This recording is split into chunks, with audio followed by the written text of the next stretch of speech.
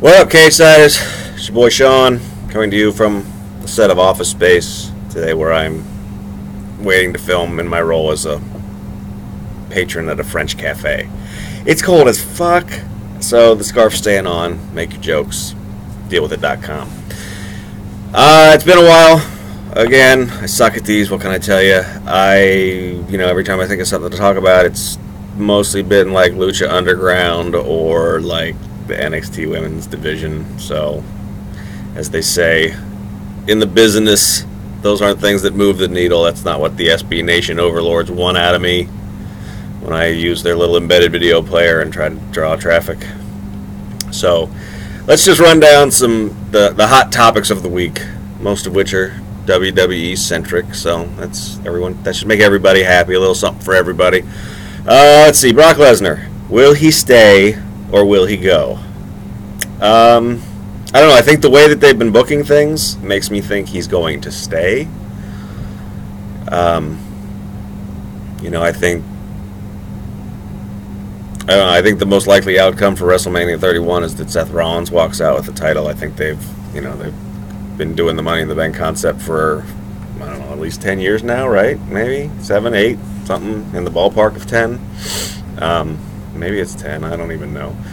Anyway, and I think it's time for a Mania cash-in. I think he's the guy to do it. I think that's, maybe the only reason they wouldn't do it is because a lot of people are expecting that. So I do think, I think the rumors are probably true. I think we somehow end up with a triple threat at Mania, and I think Rollins cashes in on somebody, maybe Reigns. I don't know, maybe, if Lesnar sticks around, maybe we end up heading into SummerSlam with Lesnar versus Bryan and Reigns versus Rollins. It's pretty cool. So, can't complain about that, I don't think. Although, I could complain about it a little bit because I'm Mark on the internet, and that's what we do, right? I don't know, I mean, part of me would like to see him go. I think they do get a little bit hamstrung by not having him around. Taking the belt off of him would do that, but I don't know why it makes sense for him to stick around if he's not pursuing the title in a kayfabe sense. Obviously, in a real world sense, it's because they're going to pay him, $800,000 to show up and stand next to Paul Heyman for 10 minutes. But I think having him around creates some creative challenges for them that they're not always up to. And if the wrong dudes get hurt, they've done pretty well with themselves here. The return of Bryan really saved their ass. The return of Reigns as well, Rollins and Ambrose. But things could have gotten pretty dicey there, especially after they ended the Rollins-Ambrose feud. If Reigns and Bryan had been on the show for longer, I mean, we could be looking at, Big Show challenging Rollins for his briefcase or something when the champ's not around for the bulk of the stories. So that's one reason that I wouldn't mind seeing him go. I also, as a casual, I'm sort of a casual MMA fan. I'm not as into it as Gino and Roth and some of those cats. But I do watch, and I think I watched, one of the reasons that I watched, the period that I watched the most was when Lesnar was there. And, so I'd like to see what he's got in him. I think if he's going to do it, he's got to do it now.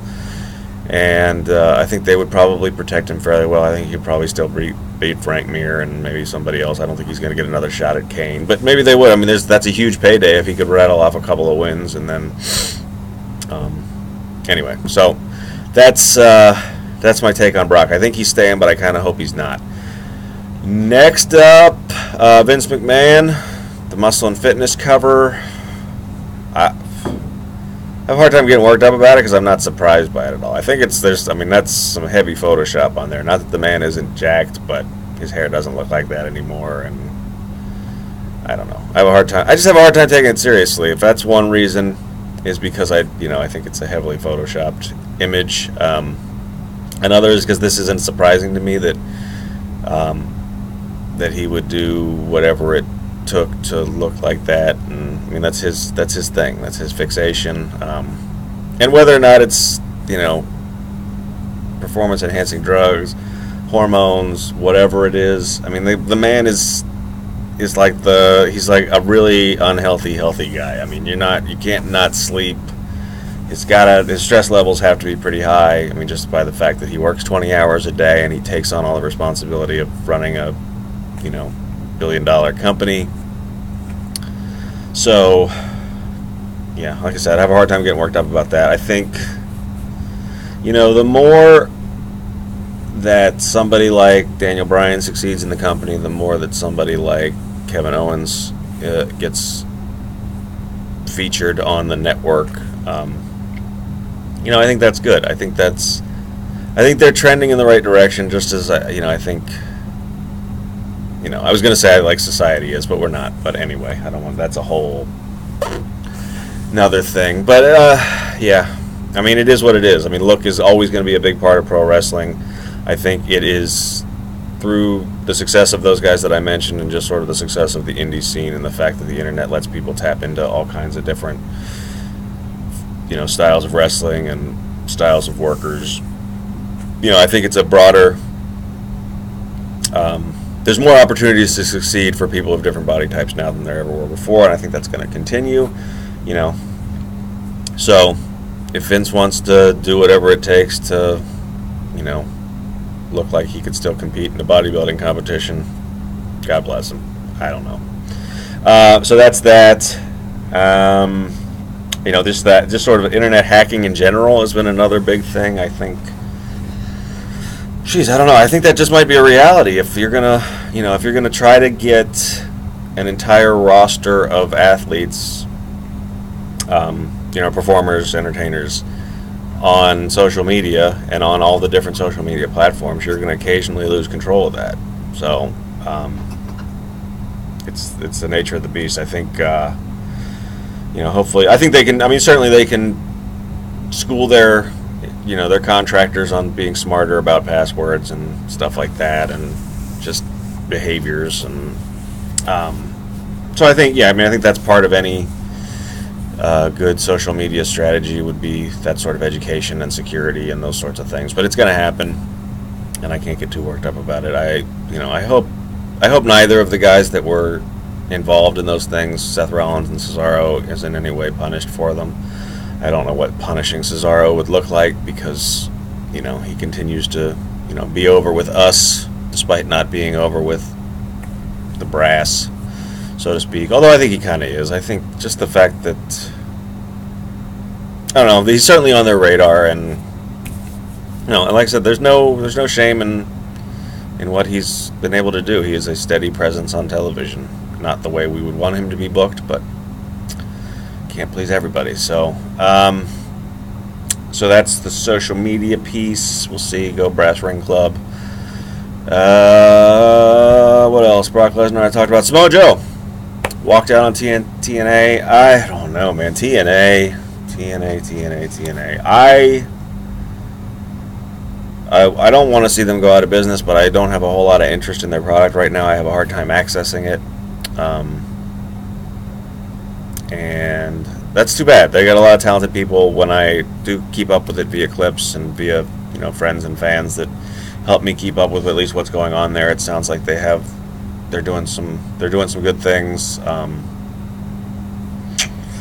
think it might be too late. I think I think I cut one of these on the rebranding of their product earlier. I think they should have gotten rid of the TNA name. They should have gotten rid of the Impact name. With only being able to reach the amount of people that they can reach now, I think that brand is damaged, and I don't know that it's going to come back. Something, Lucha Underground probably is being seen by less people right now, but if you just do a quick Google search, or if you go on Twitter, you're not going to find people bad-mouthing it. It's got kind of a cool buzz to it right now. It's a different feeling product. And same thing with New Japan, both by virtue of their streaming service and their Access TV deal. I think those are wrestling promotions that are trending up, and I don't know that TNA can do that as long as people think of it as LOL TNA. So anyway, Samoa Joe made himself a free agent, which I don't think is any indication on the downfall of TNA. I think it's just like AJ Styles and Christopher Daniels and Bully Ray before them. I think where they are financially right now, they couldn't make them the kind of offer that they used to make them. So those guys looked at the reality of the situation and struck out on their own. Will he go to WWE? I don't think so. I think he can probably make more money doing what AJ's doing, working for New Japan or another Japanese promotion, working for ROH, and just bouncing around, than he can tying himself into WWE, where, I think they'd have to do something with him pretty quickly, whether it would be to just say you're just going to be an NXT stud, which there's a lot of really cool matchups down there. I would love to see him sign with WWE. I don't get the feeling that he will, and I don't think it's WWE's resistance. I think they would give him an NXT contract, probably even try to call him up, get a couple of, try to see if he just catches on quickly. I think he'd probably get like the low key treatment, not that dissimilar from what they did with Bryan, but Bryan caught on with the brass and with a lot of the fans. So sort of similar to the Lesnar thing, but the inverse. I don't think he will sign, but I would love to see him do it. We'll see. It's not a stone cold lead pipe lock or anything, but I think that's it. What else has been hot? What else has been trending? Randy Orton I wrote up a thing on him. People were saying he's been taken off television until after Mania. I don't know, man. I guess I sort of understand where he doesn't fit, because what he was doing is very similar to what they're trying to do with a lot of guys right now, in terms of, I feel like right now Reigns and Bryan are playing tweener, and that's what he would do. Sting is being set up as an anti-authority guy. So if that's true that they're going to wait until after those big feuds play out after Mania, I see the logic in it, but I just feel like, man, they're missing the boat on this guy. I guess he was injured after he filmed the movie, is the story, but he's been working house shows, so he's not injured anymore. Taking him off of TV for a couple of weeks with the authority write-off angle, with him getting curb stomped out, that was good for him and good for them. That added some buzz to the same way Ambrose disappearing and coming back did for him, before they totally don't. That's a whole another 15-minute rant, Dean Ambrose. I think we should be more upset about Ambrose these days than Cesaro, actually. But yeah, anyway, Randy Orton, man, that dude, I think he'll always be hot. Because he's a good-looking man, but just because he's talented, he's got the pedigree, he's got the history, the move is always going to be over, the RKO is always going to be over, so that is never going to go away. Whether he's a face or a heel, he's always going to be, popular at a high level, but not the highest level. But I think they could have taken him to the highest level with by having him with the popularity of RKO Vines, and the fact that he had even won over a lot of the smart crowd with his work as sort of the cowardly heel champ. Throughout the whole Evolution Bryan thing, and even a little bit beyond that,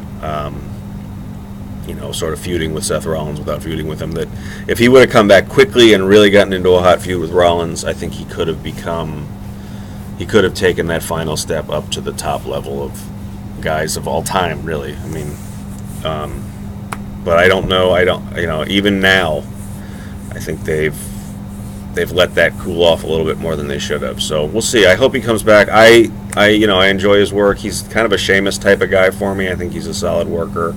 He can do good character stuff. He can have a good, charismatic gimmick presence when he's written properly and set up properly. So I'd like to see him come back pretty soon. I think the Rollins feud makes sense. I think he could probably even beat Rollins at Mania and then have Seth cash in at the end of the night. But that's a whole nother podcast for another time. I have rambled on for longer than I thought. Maybe I should just do this, sort of give myself a laundry list of bullet points and then just ramble. I don't know. You guys let me know. I don't even know. I know somebody watches these, so thanks. Love you guys, and believe that.